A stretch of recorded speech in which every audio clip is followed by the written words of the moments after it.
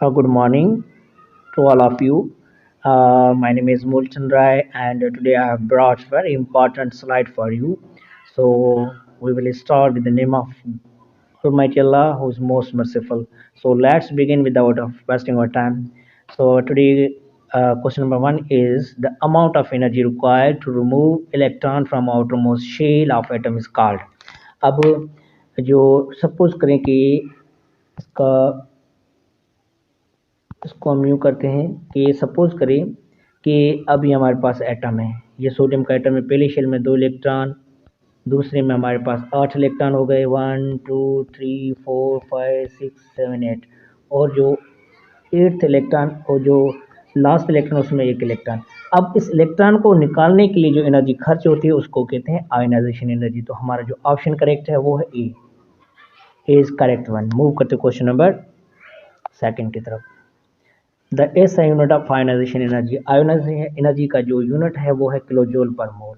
So option again is correct one. Move करते question number three की तरफ। The change occurs in energy when atom gain electron from the outer most shell और gases system. जब कोई भी atom electron gain करता है, हासिल करता है, तो एनर्जी में चेंजिंग आती है, उसको हम कहते हैं electron affinity. So option C is correct one.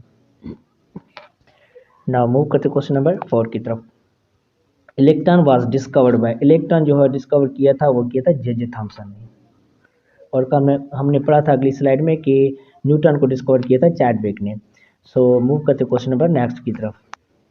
As we move top to bottom in the periodic table then the value of energy potential. जैसे टॉप टू बॉटम हम पीरियोडिक टेबल में ऐसे जाते हैं तो एटॉमिक साइज इंक्रीज होती है। Atomic size increase होने की वजह से जो आयनाइजेशन पोटेंशियल होती है वो डिक्रीज होती है। तो ऑप्शन जो हमारा करेक्ट है वो है डिक्रीज।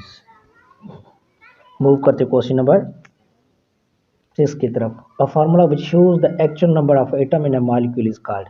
अब ऐसा फार्मूला जो एटम का एक्चुअल नंबर दिखा है, मिसाल के तौर पे C6H6 ये एक्चुअल नंबर है बेंजीन का, या दूसरा हमारे पास C6H12O6 ये ग्लूकोज का एक्चुअल फार्मूला है। तो उसको हम कहते हैं molecular formula. Molecular formula actual number दिखाता है और जो एम्पिरिकल फार्मूला है वो सिंपलेस्ट रेशियो दिखाता है। तो इसका ऑप्शन जो करेक्ट है वो है ये है मॉलिक्यूलर फार्मूला, क्योंकि है ये हमें एक्चुअल नंबर दिखाता है। मूव करते क्वेश्चन नंबर नेक्स्ट की तरफ। The formula of limestone is, अब जो लाइमस्टोन है उसका फार्मूला है CaCO3 कैल्शियम कार्बोनेट। मूव करते क्वेश्चन नंबर नेक्स्ट की तरफ। One of any substance content, किसी भी सब्सटेंस जिसका 1 मोल हो वो कंटेन करता है 6.02 इंटू 23 पार्टिकल। ये जो है एवागेद्रोज नंबर है। कोई भी 1 मोल किसी भी गैस का या किसी भी चीज़ का 1 मोल होगा तो वो कंटेन करेगा 6.02 इंटू 10⁻23 पार्टिकल। मूव करते क्वेश्चन नंबर 9 की तरफ। Hydrogen bond is also known as, hydrogen जो बॉन्ड होता है उसको हम कहते हैं पेराटोनिक ब्रिज।